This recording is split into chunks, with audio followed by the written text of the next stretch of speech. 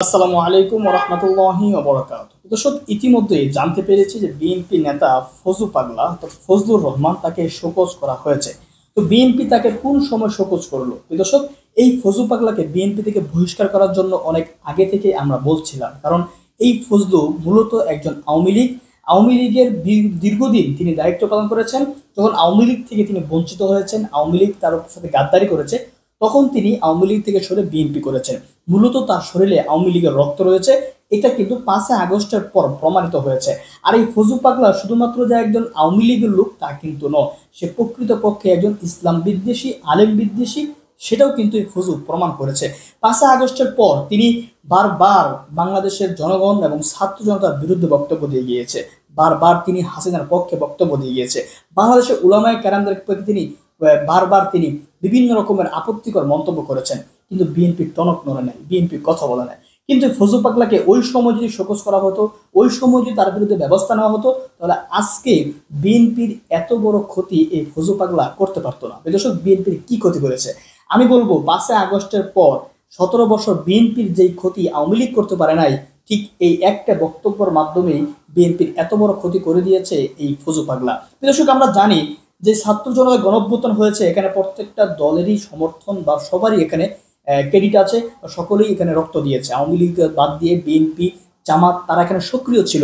BNP যদি সক্রিয় না থাকতো তাহলে এই আন্দোলন সফল হতো না, এটা মানতে হবে বা এটা মেনে নিতে হবে আমাদের। দর্শক, এই ফজু পাগলা বলেছেন এই যে 5 আগস্ট হাসিনার পতন হয়েছে, এই ঘটনা নাকি একমাত্র জামাত ঘটিয়েছে এবং এটা একটি কালো অধ্যায়, এমন একটি মন্তব্য তিনি করেছেন।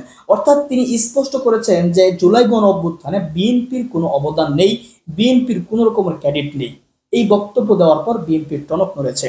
এই বক্তব্য দেওয়ার পর বিএনপি বুঝতে পেরেছে এই ফজু পাগলার মুখ যদি বন্ধ করা না হয় তাহলে সে বিএনপিকে একেবারেই ধ্বংস করে দেব। আমি বলবো, আপনারা এখন বুঝে নিচ্ছেন কেন? আপনাদেরকে তো অনেক আগে এই ফজু পাগলা ধ্বংস করে দিয়েছে। ফজু পাগলা যেমনিভাবে বিএনপির অবদানকে অস্বীকার করেছে, ঠিক তেমনিভাবে যদি জুলাই গণঅভ্যুত্থান একটা সন্ত্রাসী কর্মকাণ্ড হয়, আমরা দেখেছি বিএনপির অনেক নেতাকর্মী তারেক রহমানকে এই জুলাই গণঅভ্যুত্থানের মাস্টার মাইন্ড বলে, তাহলে তো এই সন্ত্রাসী কর্মকাণ্ডের মাস্টার মাইন্ড তারেক রহমান। দর্শক, এই বক্তব্য দেওয়ার পর ফজলুর রহমানকে শোকজ করা হয়েছে। তারপরও আমরা ধন্যবাদ জানাই যে বিএনপি শোকজ করেছে। এই বিএনপিতে আরো অনেকে রয়েছেন, রুমিন ফারহানা, ফজলুর রহমানদের মতো, যাদের কারণে বিএনপি ক্ষতিগ্রস্ত হচ্ছে এবং সামনে নির্বাচনে এর প্রভাবটা পড়বে। ফজলু পাগলার এই বক্তব্য বিএনপির নির্বাচনে অবশ্যই প্রভাব পড়বে এবং ইতিমধ্যেই মানুষ শুরু করে দিয়েছে জুলাই গণঅভ্যুত্থান যদি সন্ত্রাসী হয় তাহলে তারেক রহমান সেই সন্ত্রাসীদের প্রথম নেতা। তো বিএনপি শোকজ করেছে, আমরা বলবো শোকজ নয়, তাকে সম্পূর্ণরূপে বিএনপি থেকে বহিষ্কার করা হোক এবং প্রশাসনের উচিত হবে জুলাই গণঅভ্যুত্থানকে এভাবে কটূক্তি করা, জুলাই গণঅভ্যুত্থানকে সন্ত্রাসী আখ্যা দেওয়া, এই ফজলুর রহমানকে অতি দ্রুত গ্রেফতার করা হবে। গ্রেফতার না করলে সামনে কিন্তু আপনাদের বুঝতে হবে আরো অনেকেই এমন কথা বলতে শুরু করবে। বিএনপির গড়ে যে বিএনপি এই গণ অভ্যুত্থানের সবচেয়ে বেশি সুফল ভোগ করেছে, এই গণ অভ্যুত্থানের পর একমাত্র বিএনপি সবচেয়ে বেশি সুবিধা নিয়েছে, সেই বিএনপির নেতাকর্মী আবার এই গণ অভ্যুত্থানকে সন্ত্রাসী বলছে। আপনি কি ভাবতে পারেন সামনের দিনগুলোতে এরা আরো কতটা ভয়ঙ্কর হতে পারে? আপনি চিন্তা করে দেখেন, গণ অভ্যুত্থান না হলে আজও পর্যন্ত বিএনপির নেত্রী খালেদা জিয়া জেলে থাকতেন, বিএনপির হাজার হাজার নেতাকর্মী রাস্তায় ঘুমাইতেন, বিএনপির হাজার হাজার নেতাকর্মী তারা ধান খেতে বন খেতে ঘুমাইতেন। তারেক রহমান, যার বক্তব্য এখন ইউটিউব, ফেসবুক সবাই প্রচার করছে, গণমাধ্যম বাংলাদেশের জাতীয় প্রত্যেকটা গণমাধ্যম তার বক্তব্য নিষিদ্ধ ছিল। এই সালাউদ্দিন সাহেব যিনি ভারতে আটকা ছিলেন, তিনি দেশে এসে রাজনীতি করছেন।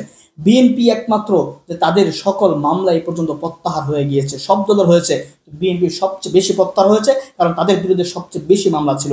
অর্থাৎ গণ অভ্যুত্থানের সুফল যদি বুক করা যায় বা বুক করেছে কেউ যদি বললেন আপনি, তাহলে আপনাকে সর্বপ্রথম বিএনপির নাম বলতে হবে। আর সেই বিএনপি এখন গণ অভ্যুত্থানকে সন্ত্রাসী বলছে।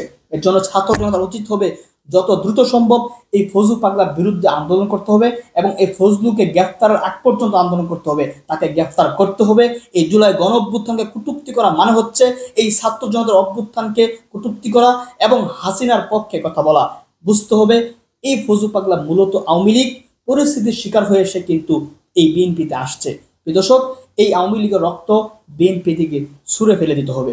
বিএনপি নেতাকর্মীদেরও ভাবতে হবে যে এই ফজু পাগলার মতো আওয়ামী লীগের নেতারা যদি আপনাদের সাথে থাকে তাহলে সামনের নির্বাচনে জনগণ কিন্তু আপনাদের বিরুদ্ধে অ্যাকশন নেবে, তখন কিন্তু আপনারা পস্তাইবেন। যেমনিভাবে এই ফজু পাগলাকে নিয়ে এখন পস্তাইতেছেন, এখন আপনারা ভাবছেন এই ভাবাটা যদি আপনারা আরো কয়েকটা মাস আগে ভাবতেন তাহলে ফজু পাগলা আজকে এমন বক্তব্য দেওয়ার সাহস পেত না।